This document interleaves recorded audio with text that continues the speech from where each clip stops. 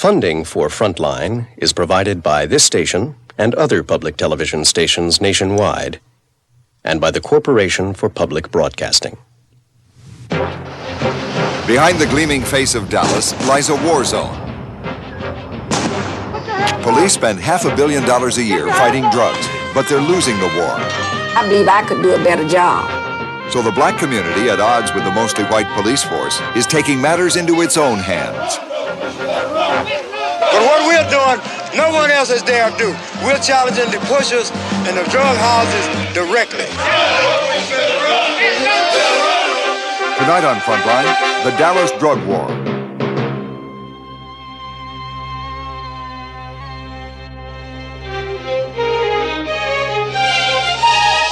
From the network of public television stations, a presentation of KCTS Seattle, WNET New York, WPBT Miami, WTVS Detroit, and WGBH Boston. This is Frontline with Judy Woodruff. Good evening. The Bush administration has made its first target in the war on drugs the streets of Washington, D.C. There have been more than 120 murders here so far this year, most of them drug-related. And drug czar William Bennett has declared Washington a test case of the government's ability to control drug crime. But cities across America are finding that fighting the drug war is more than fighting crime. They must also confront the social, economic, and political problems that plagued the community before drugs did.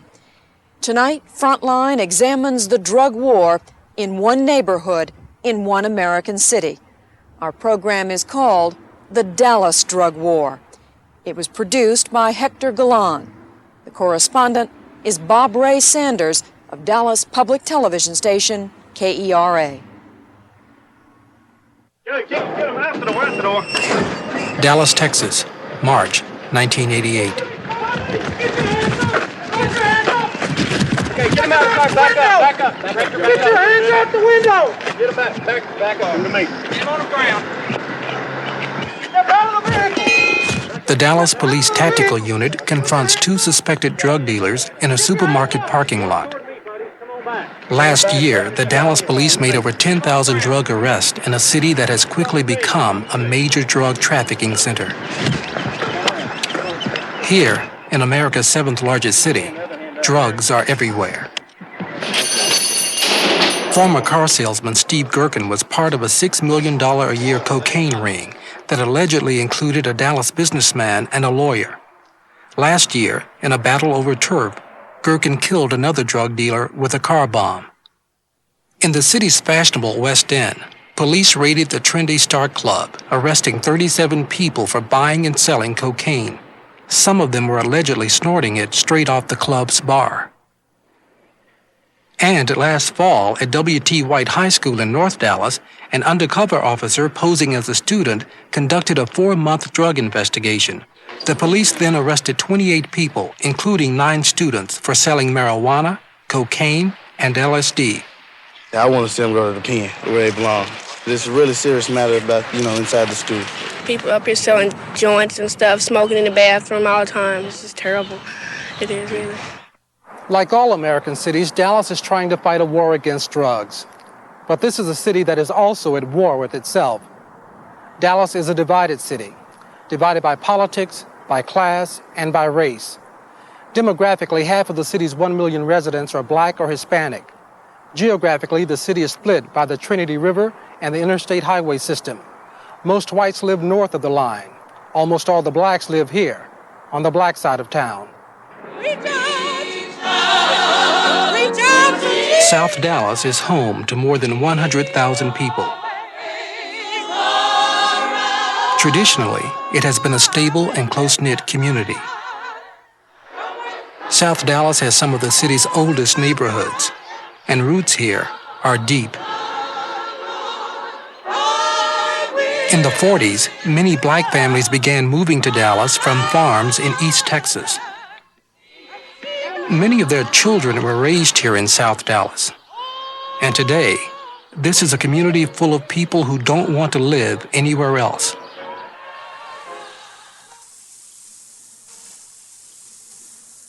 We bought here because this house was built in 1895, and my husband and I have enjoyed redecorating it and painting it and making it look like a home. Dorothy Davis and her husband Theodore are both school teachers. They have lived in this house in South Dallas for 15 years. When you hear bullets all night, you're afraid for your life. You're just afraid. The Davis family has seen serious changes in their once peaceful neighborhood. When oil prices plummeted in the 80s, the recession hit Dallas hard and South Dallas even harder. The unemployment rate here is now twice as high as North Dallas. And as city leaders continued to neglect South Dallas, it became an inevitable breeding ground for drugs. Today, the police call it the war zone. They told me what to expect when I came home for the summer. They're like, Julie, the neighborhood has changed. And I thought, well, it can't be that bad. Maybe a few minor changes here and there, but I worry. I value their safety. I really do worry about their are they going to be safe at night? Is someone just going to break in and maybe, take their lives?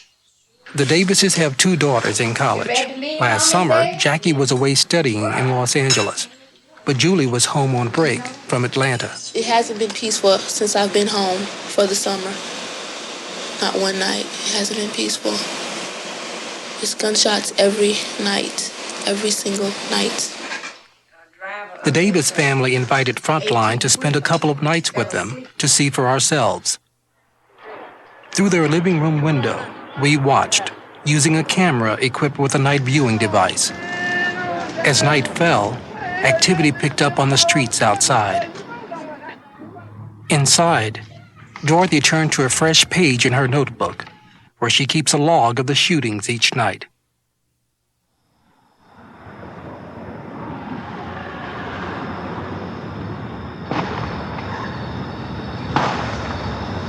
As the camera continued to roll, the Davises and our crew huddled on the living room floor in the dark. Nobody really believes that this goes on in your neighborhood. This is almost like being at war. It has come to the point that as a family, we need to do something about it. Because this is just getting to be ridiculous.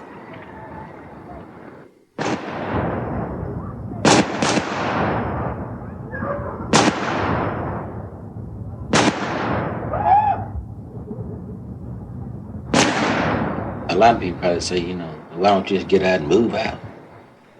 But I didn't, the environment came to me.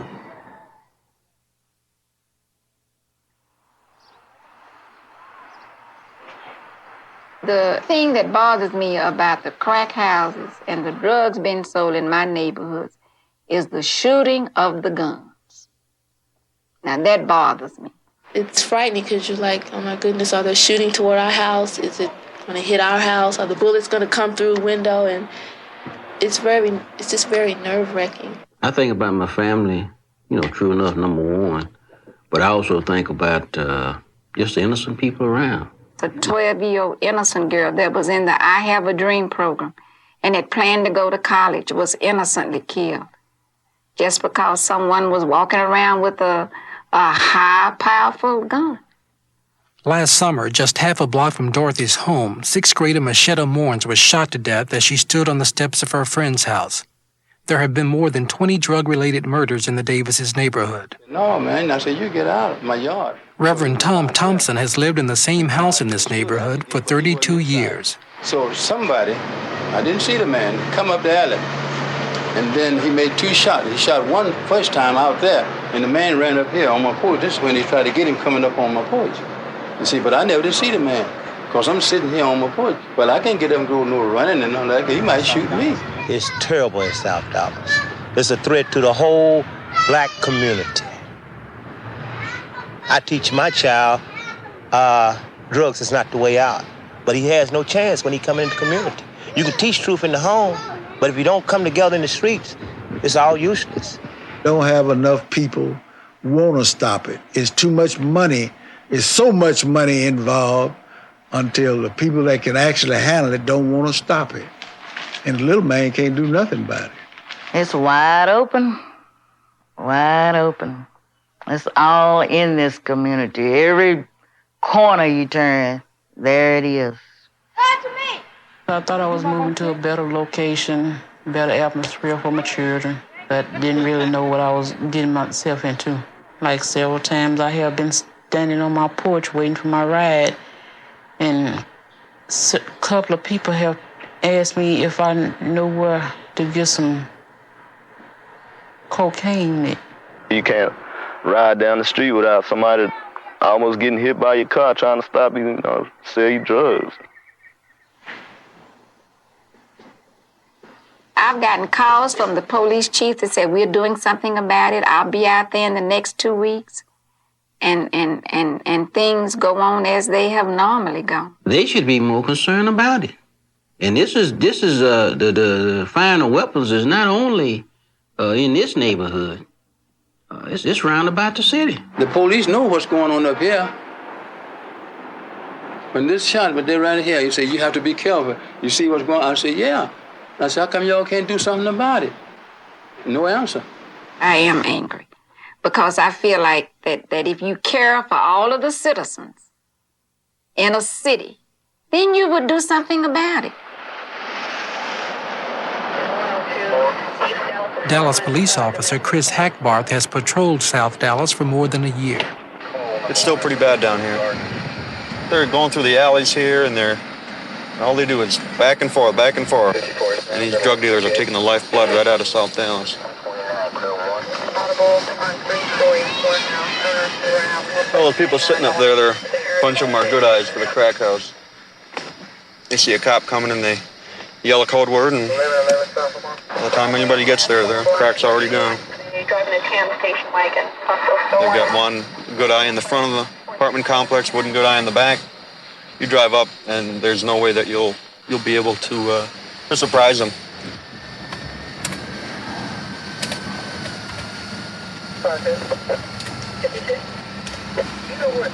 The owner put up fences around their apartment complexes, but it takes a day or two, and they rip holes through them, tear them down.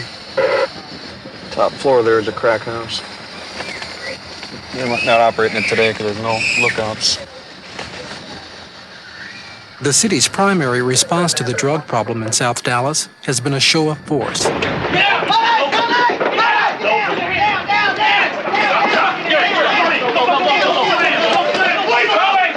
Last year, the police staged well over 1,000 drug raids in South Dallas. They estimate that there are now more than 400 major drug houses in this community, almost all of them selling crack. After you got some little rocks here with this crack, they just squeeze it up real good. What you can do is, if you feel it, it's real mushy.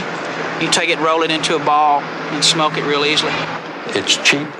It's highly addictive. It is the primary factor in a great portion of all the crimes that are occurring in this division. The man the Dallas Police Department assigned to protect South Dallas was Deputy Chief Ray Hawkins. And there's tremendous amounts of profit to be made by the sale of crack. I've never seen any drug that had that kind of an impact on the community. The police estimate that the crack houses in South Dallas take in more than $500,000 a day. The drug trade here is controlled by Jamaican and Cuban gangs who moved in from New York and Miami. Police believe these gangs are responsible for 70 murders in the past 2 years. But despite the thousands of arrests, the police admit that they rarely capture the kingpins who control drugs in Dallas.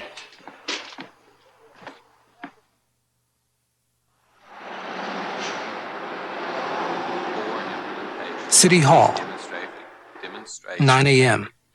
Last August, Dorothy Davis brought her frustrations to Mayor Annette Strauss and the rest of the city council. It was the second time she had been here. I don't understand why Mayor Annette Strauss has not come out. I don't understand why all of the city council members don't walk these streets so they'll know. Come out and spend the night, and you'll see what's going on. Thank you, Mr. The city council has 11 members representing Dallas's 1 million residents. But while half the city's population is black or Hispanic, the city council has only 3 minority members. Council members Al Lipscomb and Diane Ragsdale represent South Dallas. You know, this city has been, it's a very strange place because usually the elite business leadership, primarily white men, dictate the direction of this given city.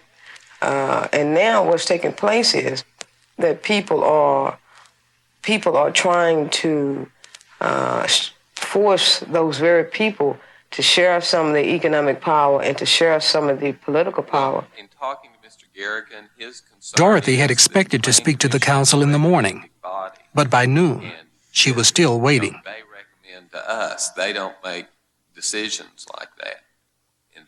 These 2 council persons only have 2 votes out of 11 members on the city council.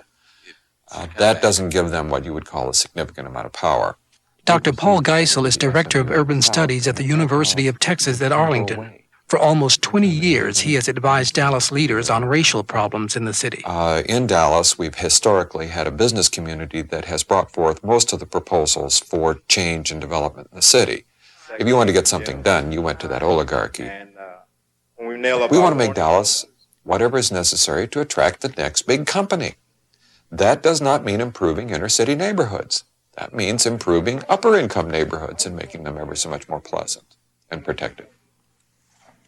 Gee, I'm tired. I've been here all day. Good afternoon. My name is Dorothy Davis. I live at 1421 Finally, at 5:45, Dorothy got her 3 minutes in front of the council. Just this morning, while speaking to a neighbor who was sweeping glass, I looked down and to my amazement, I found this shiny bullet that I hold before you. I have constantly called the police department. I've called several council members, and I have constantly reported the shooting that goes on in my neighborhood. Miss Davis, Yes. 2 weeks ago, you came and you showed me an I envelope. still have them with the new one. Well, Yes. and I know Miss Hart spoke to you, and someone was supposed to meet with you to try to help you. Whatever happened? They spoke, they came, they talked to me, but the shooting still goes on. Constantly, all night. Just 2 days ago, 2 men have been shot. Thank you very kindly, Miss Davis. Thank you, Miss Davis. I hope we'll be able to help you. This type of environment can create a sense of powerlessness. This type of environment can create a sense of hopelessness. People ask me the question all the time, why is it that we hire these officers and they don't even reduce the crime in our community? This is how the Dallas police are fighting drugs in their city. These officers are on their way to a crack house, where earlier an undercover agent had made a drug buy. Now all that remains is to make the arrest and seize the drugs.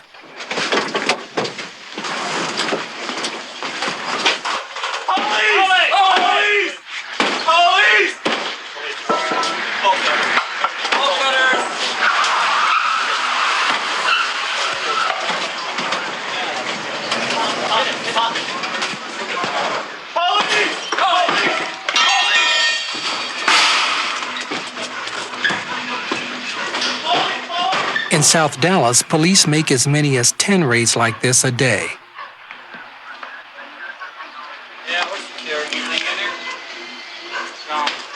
More than 40% of the drug raids in Dallas end up like this one.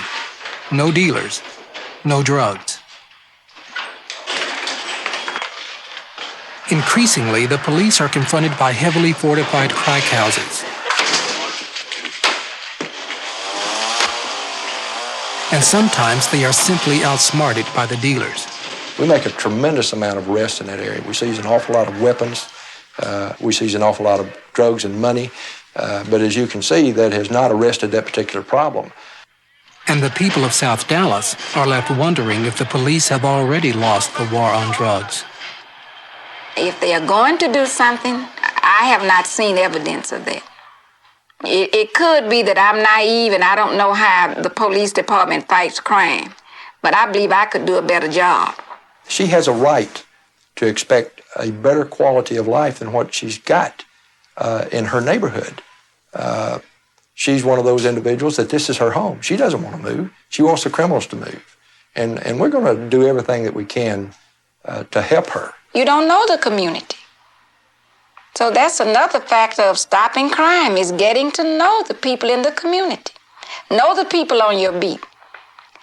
Chief Hawkins has never come to meet me. Because I was talking to you, I was giving you information anyway based upon what was going on. The man the police do send to talk to the people of South Dallas is Levi Williams, the Department's Civilian Director of Community Affairs.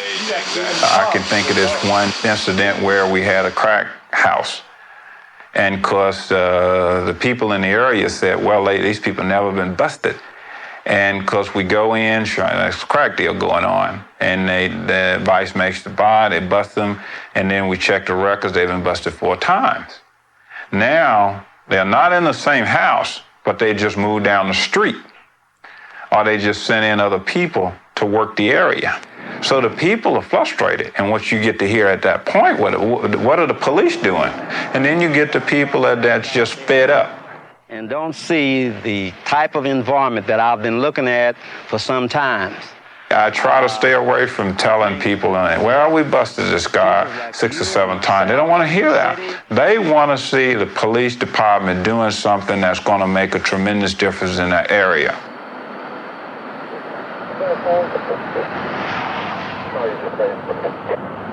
Can you tell me why these people would be out here on the street, especially right down here, without no lights?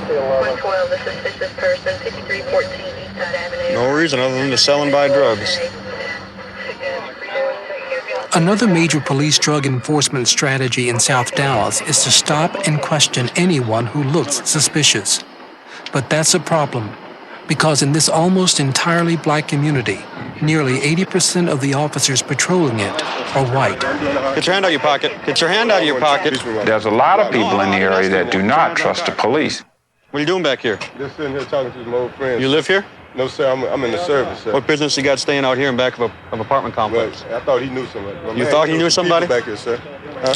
What are you doing back here? Just sitting here, sir, talking Whose to car people, is this? Sir. My mother's. Okay, could you all step out, please? Put everything on the trunk there, thanks. Keep your hands out of your pockets. After a thorough search of the car and its occupants, Officer Hackbarth would find no drugs and make no arrests. Any drugs or anything on you? No. Okay. Last year, the city received almost 1,000 complaints about police harassment, abuse, and brutality from the citizens of South Dallas. Okay, now in terms of the complaint, the officer has the right to pat you down when you got out of the car. Anytime that you have someone that's complaining about excessive force or not communicated with an officer that well, you usually store it in your memory bank. People see the police as a suppressor because the police has to carry out the order, so to speak. But the most serious complaints against the police involve their use of deadly force. Get up! Get up, police! Get up!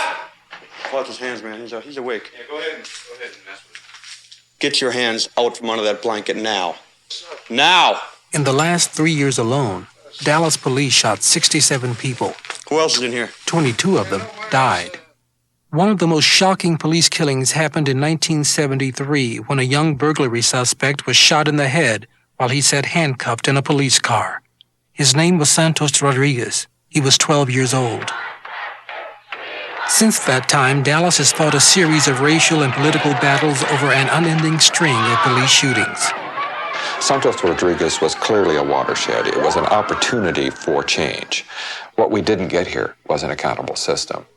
And I think there were those who thought there would. The city didn't take that opportunity because it didn't have to. Other kinds of priorities took on. We're growing right now. We're booming. Things are good. Don't rock the boat.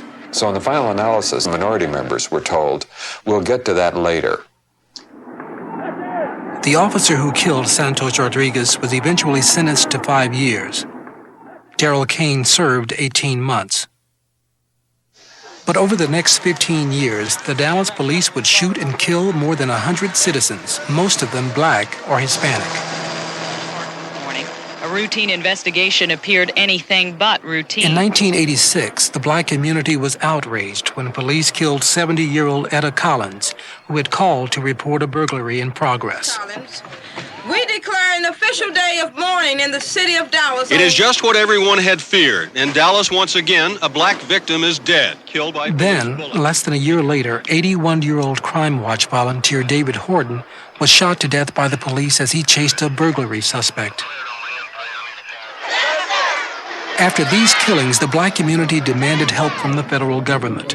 And in 1987, they got a congressional hearing to examine whether the Dallas police were using excessive force against minority Or citizens. does the police department contradict this set of facts? Where do we stand? As far as the details of the investigation and how those things came to light. After 18 hours of testimony, the committee strongly criticized the department's record and its policies, but never issued a formal report. The two black members of the city council, Diane Ragsdale and Al Lipscomb, have been the most vocal critics of the police. It just doesn't make sense for us to keep on killing these people with some of these racist white policemen in these areas when they have been sensitized to deal with the cultural differences. Let's say, for instance, that you have a team of officers, and we say, well, we know in this 2 blocks that there's nothing but crack houses. So we're going to go down there and crack heads and kick butts, right? If they make one mistake, and you've already talking about a problem between police and community, a city that have already had a congressional hearing because of deadly force, they make one mistake. That one mistake is magnified 10 times. So the police have to handle this with kid gloves. The climate in Dallas right now, as far as the things that really scare me the most, is if I ever have to use deadly force, I don't want to be crucified by, some people, some powers to be in city leadership, because there's always going to be 20/20 hindsight, and people are going to second guess you. But I don't want to have that affect my judgment that, I don't act the way I should. I don't protect my partner. I don't protect myself. As far as using deadly force or using a different type of force, I don't want to have somebody get hurt because I hesitated that split second, because I was unsure if I'm going to get crucified in the press or get brought up on civil charges or lose my job.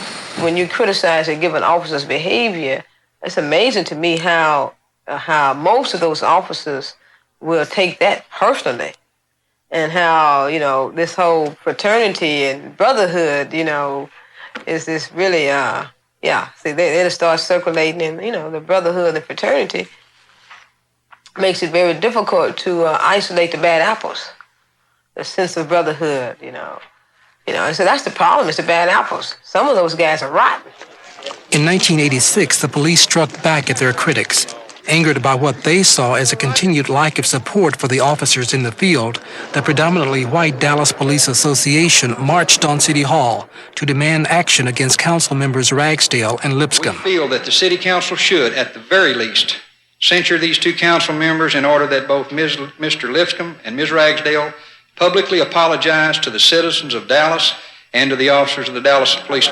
The most proper action for Mr. Lipscomb and Ms. Ragsdale to take after their apology would be for both to resign from the City Council of Dallas.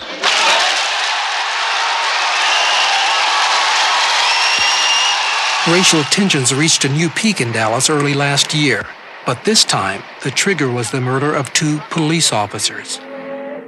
In January, Officer James Joe was shot and killed as he confronted 2 burglars. Less than 2 weeks later, Officer John Chase was killed by a mentally disturbed black man in a downtown parking lot. An angry police chief, Billy Prince, placed part of the blame on council members Ragsdale and Lipscomb.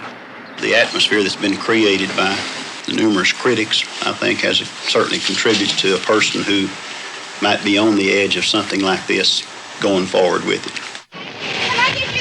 Bumper sticker? The friends and families of the predominantly white Dallas Police Association quickly organized a massive show of support for the police. The marchers urged every driver in Dallas to turn on his headlights, and many did. Police officers are your friends. But the black community saw these demonstrations as sympathy only for the slain white officer.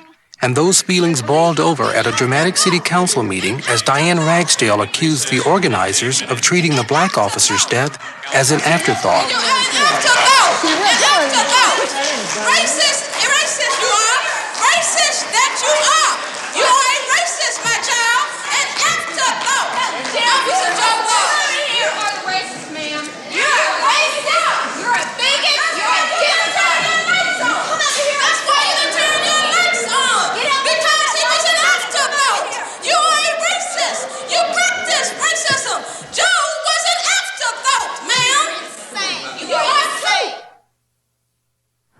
That painful confrontation last year seemed to sum up all that separated the two groups who have most at stake in the Dallas drug war. The murder of 5 police officers split the white and black communities even further. And the racial tensions in this city have kept leaders of both sides away from the most pressing needs, the deep social and economic problems that sustain the drug crisis in South Dallas. In the war zone, Dorothy Davis continued her nightly vigil, discouraged by the response from the police and City Hall. Outside her living room window, for the drug pushers, it was business as usual. Ooh, yeah. That gives my goosebumps just thinking about it. I'm going to give that away to caller number 8. Nobody sleeps. Everybody be out, the crackheads, the prostitutes, the drug dealers. This big money is fast, easy to get, very easy. Very. If they have $50,000 worth of dope, then that's what they'll make back, plus a little interest. This young mother of 3 grew up in South Dallas. For the past 3 years, she has also been a crack dealer. Sometimes, she says, making over $100,000 a year while working for one of the drug gangs. I have workers that bodyguard me, watch me. I have workers that'll sit in apartments and sell drugs. I have workers that will bring customers to the place. I have workers that'll watch for cops. Some places can make $1,000 a day. Some could make $5,000. Some can make $50,000 a week. It all depends on the quantity and if it's good. If it's 98 or 99% pure, it'll go quick. Just like a jack in the box. You pop in with your money, give your money, you get what you want, go. Most older men get involved in drugs because they can't find a job. They can't find no work nowhere. Don't nobody want to hire them. Y'all have a good one, man. You too, man. But the young kids get in it for the gold, the money, the cars, the guns. I had a lot of kids where they would tell me they'd be 18, 19 years old. Come to find out those kids be 14 years old. Most of them I'd fire. Most of them made me good money. But I just get tired of looking at them and I fire them. Go on home, go to school. Where you going, boy? Go ahead on. Most of the crack workers in South Dallas are teenagers, recruited by gang leaders to serve as lookouts, runners, and street dealers. Over half the children in the war zone live below the poverty line, and teenage unemployment in South Dallas has climbed to more than 40%. No jobs, and they ain't got nothing else to do, so somebody come up to them and ask them to sell, so they start selling. And they come addicted to all that money they be making, and they can't stop. It's just, if they get a job making $335 and somebody offer them $100 a day, which one you think they gonna take? I just think it's something that they want to try for themselves, Because, to tell you the truth, can't nobody make up your own mind. It's, it's what you want to do.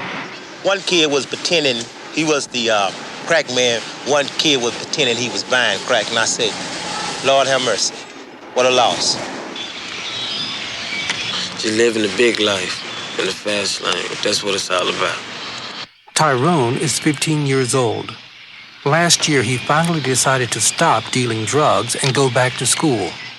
He says he had been selling crack since he was 11.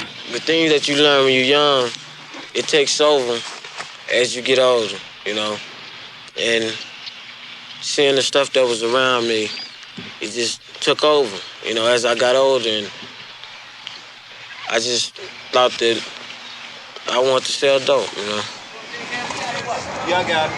When I was working for someone, we would make from like $1,000 to $1,200 a week, working for them. Hey, listen. You want some maize? But then when you get into the business for yourself, you set your goal, how much money you want to make. Look.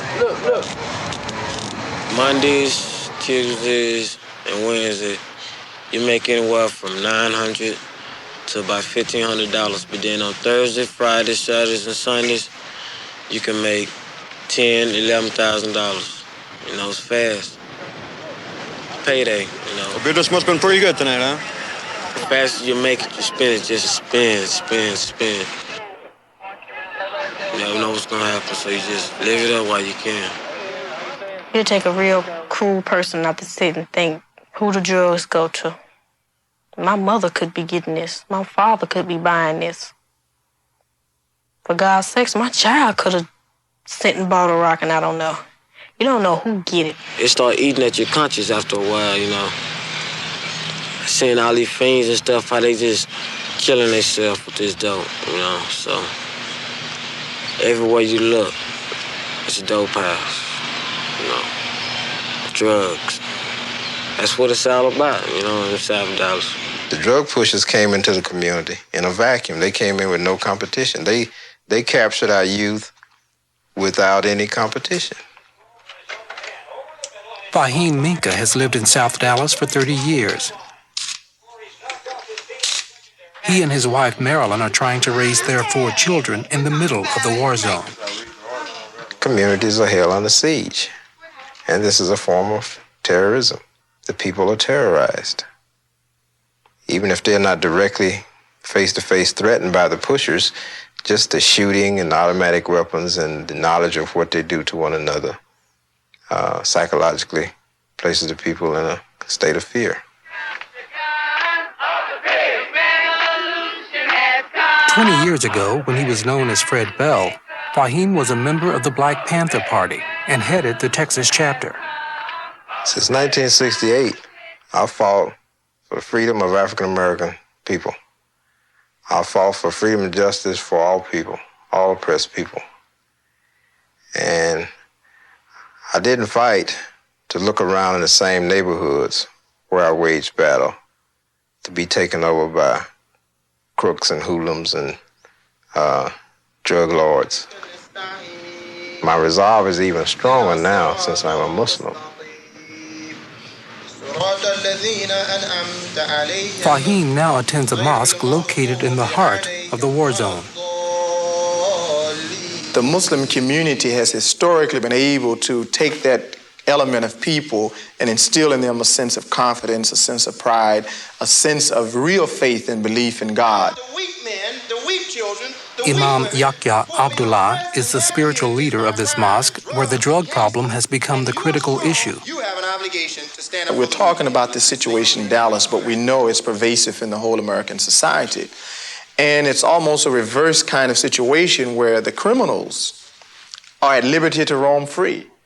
And the good people are locking themselves up behind bars in their own homes. And I think that what we have to do as good, conscientious American citizens, we have to say no, no more. That we are not going to lock ourselves up. The criminals should be locked up. The criminals should have fear on them. You help us to help save the community.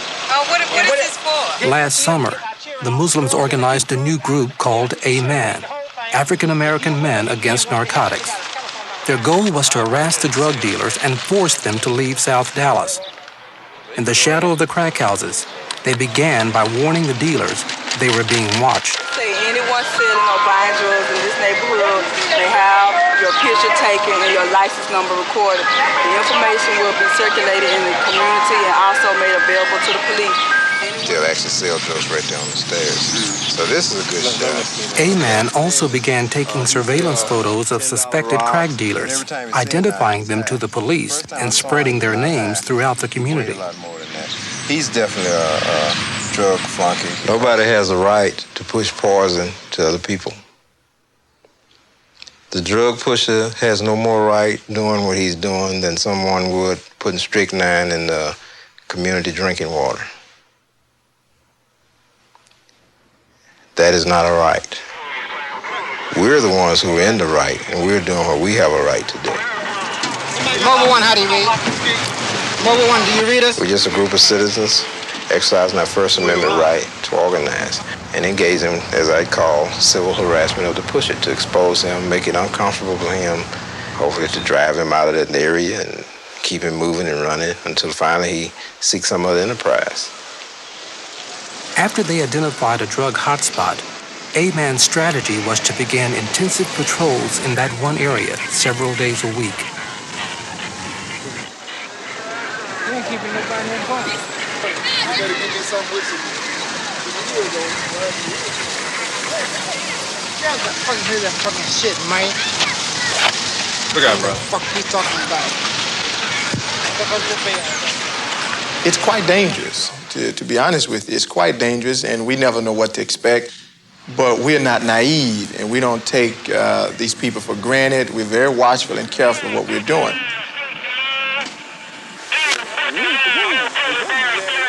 One of those regulars threw a couple of rocks at us. When we're out there on the streets, our alertness, our instincts, all geared up to fight. As we want to walk back through there. We have to worry about who's in that window, who's in that doorway, who's in this car coming down the street, who's sitting in that car that's sitting beside the street. I'm just praying, that he don't walk out there and some of the head men, or what you call them, the leaders, be out there waiting on him, to just prove that he can't stop it, or try to gun him down or something, I just worry about him. As Fahim and the other members of A-Man patrol the war zone, they see themselves as a symbol for the rest of the community that something can be done. I look at it as an organizing project and not a bodyguard thing, even if we have to patrol 3 days a week for the next year or longer in various areas to keep the example out there. I'm willing and feel obligated to do it. J&J, may I help you? Joe Johnson has been a landlord in South Dallas for the last 5 years. Tell Lee you need to check them real close so they don't take our refrigerator and stove. I'm highly against drugs. I don't allow drugs on my property, period. Johnson owns several apartment buildings and every day faces the threat they will be overrun by crack. So he fights back by immediately evicting any users or dealers who do move in. We check all indications of drugs being used. Most of the time when we put someone out, you can tell whether they own drugs or they're selling drugs. You see these bags here? These packages here where they package crack in. When a guy gets on this and he gets on it real heavy, it's cheaper to move him out real quick because you're going to create a problem for everybody. People go to work, can't see. Police officers that drive down through here, they can't see. So anybody can hide in this Ohio. I didn't want to go in, but I will. Johnson has also begun to lobby the city to tear down the vacant buildings that surround his properties before they too become drug houses.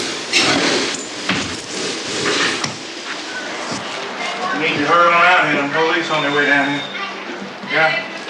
As Johnson and Levi Williams inspected this abandoned house, they suddenly stumbled upon a man with a needle in his arm. Yeah.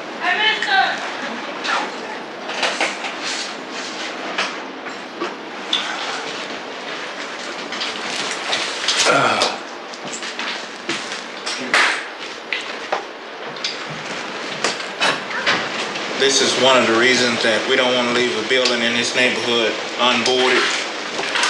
Well, there's just something needs to be done about it. And Johnson has also begun to buy and rehab other abandoned buildings in South Dallas, hoping to create drug-free housing for the people who live here. We're not going to ever be able to say there's no more drugs. It's no way. The only thing we do is just slow it down. There's all these cleanup days South Dallas. Because, see, this is stop crime in your neighborhood, so we ought to say, let's see, cleanup day, South Dallas neighborhood. Why don't you put neighborhood right on? After months of effort, Dorothy Davis was finally able to organize the first crime watch meeting ever in her neighborhood. That you gotta have someone that's gonna have to have contact with the police department. Levi Williams conducted the meeting and brought several police officers to meet with the residents. But most of Dorothy's neighbors were afraid to attend. They are unsure who to trust, simply because if someone finds out that's in a drug arena, so to speak, you can end up getting hurt. So people are pretty hesitant. You gotta get at least 50 or more people that's gonna gather. I doubt it very seriously if the police department alone is going to make a tremendous impact on a community without the community support. The It is time that we reclaim our rightful role as the leaders in the protection of our women and children. That's right.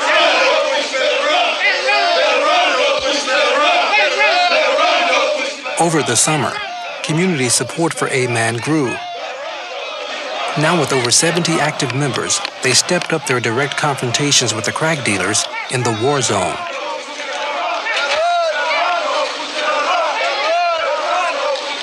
But what we're doing, no one else has dared do. We're challenging the pushers and the drug houses directly. Warning, don't push us. Warning, don't push us. We're watching you. We're watching you. Now what you gonna do? Now what you gonna do? Warning, don't push us. Warning, don't push us. We're gonna make an example out of them. That's right. That's right. As soon as they touch one of us, we're gonna make an example out of somebody's dope house. That's right. Why should the community help someone that's hurting them? Who's hurting them?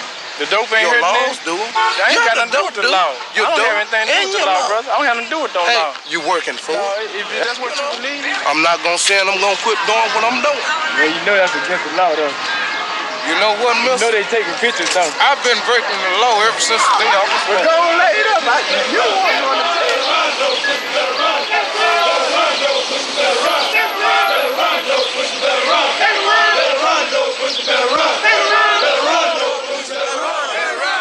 18-year-old Gerald Ladd is the youngest member of A-Man.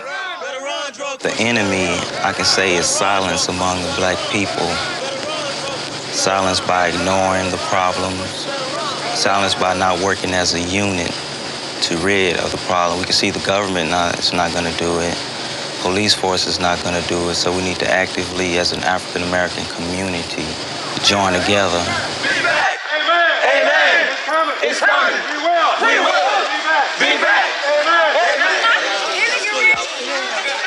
Gerald was born in Dallas and has lived here all of his life. Growing up in South Dallas, you're usually going to be touched in some way by someone who's using drugs. I've seen the effects. A lot of my friends, the majority of young blacks do engage in some type of drug usage, and people do it as an escape. I've seen some do it as a boredom, not really aware of its effects of getting you hooked, I had a lot of friends whose moms were on heroin. If their mom wasn't on heroin, it was drugs they call T's and Blues. I don't know what they are, but they were real popular then. And we used to sit around and talk about what we want to be when we grow up, how we're not going to be like this. And some of us made it, some of us didn't. That's perfect. Even during high school, I hear things from coaches, from teachers. I just hear everything, He's a good student. He's excellent. He's an excellent ball player. But they never knew Chris, really. They never knew who Chris really was. Chris was an addict. All your values change. Everything that you really love doesn't matter anymore. Because when you take that first hit, your mind is like programmed just to keep feeding yourself more drugs. It's like something that's telling you need another hit. It's just the high, the taste, the high, smell.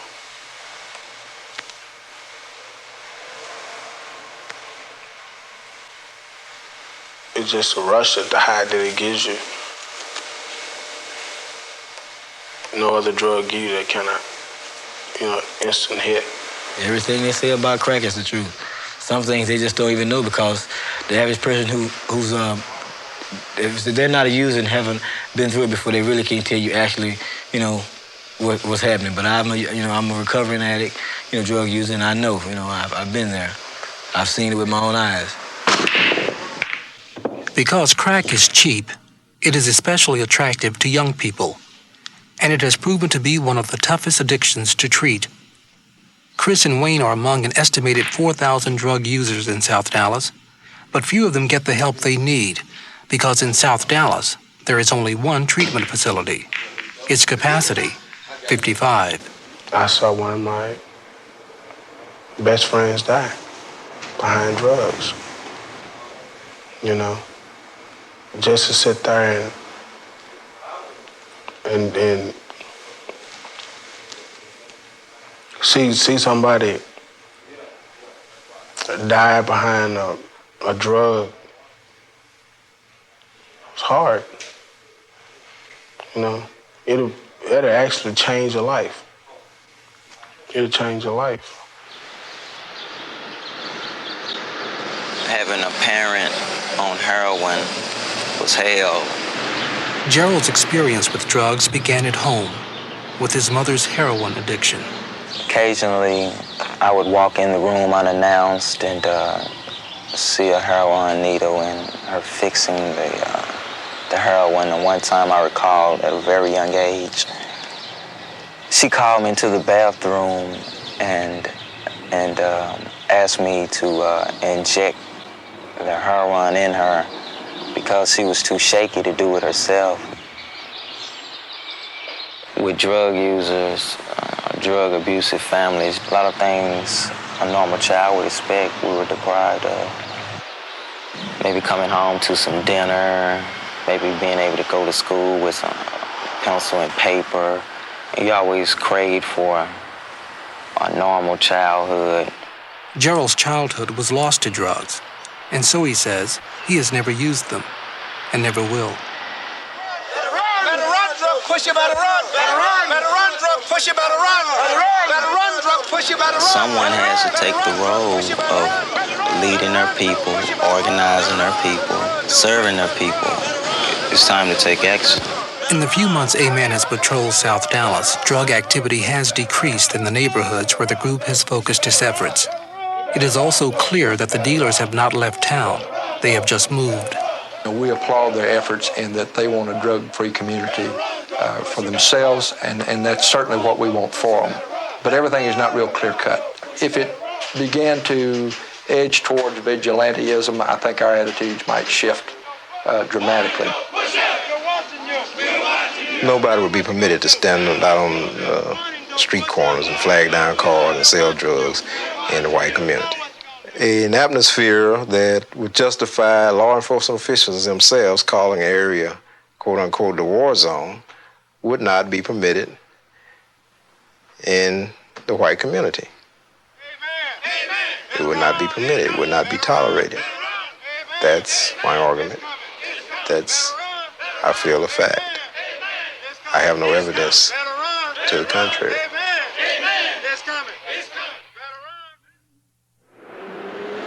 In recent months, there are signs that voices of South Dallas are beginning to be heard.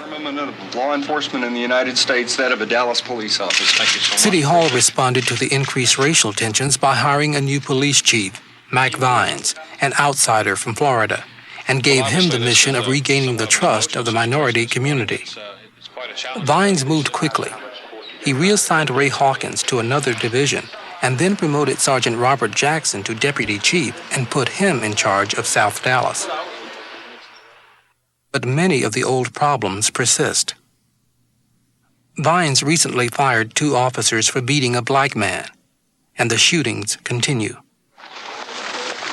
And South Dallas is still waiting for the city to begin to take action to correct its deep economic and social problems. We're going to get this place back to where it should be. God bless you all. But a man continues to celebrate its small victories. Thank you. In this one apartment complex, a man patrolled, the residents organized, and together they pushed the pushers out. Collectively, we can solve this problem. Step by step, we're determined. At the Davis home, it's quieter now. The crack dealers who shot up this neighborhood have moved on to another part of South Dallas. It's a beautiful neighborhood. It just needs a little nurturing and a little care. But if it comes to the point that we're fighting a losing battle, then I guess we'll do like other people have done. But I intend to give it my last shot.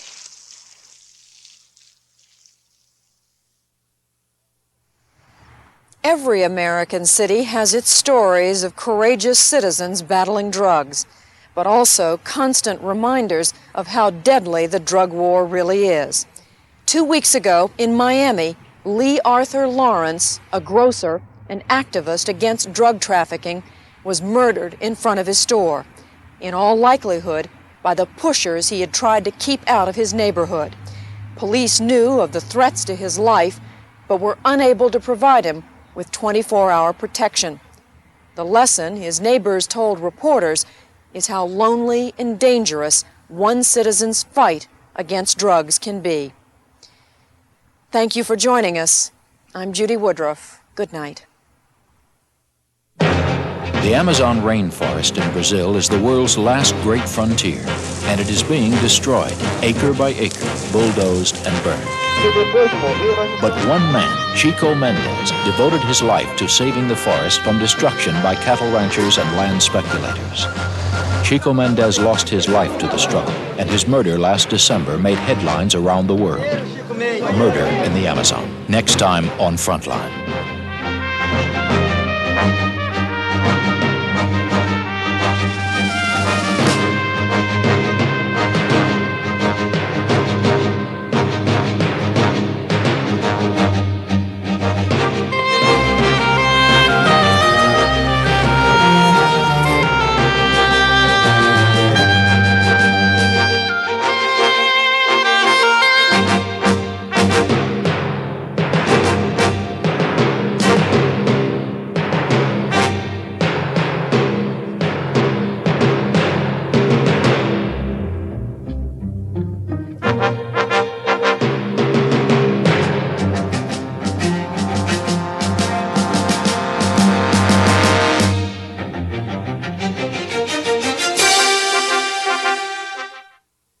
Frontline is produced for the Documentary Consortium by WGBH Boston, which is solely responsible for its content. Funding for Frontline is provided by this station and other public television stations nationwide, and by the Corporation for Public Broadcasting. For videocassette information about this program, please write to this address.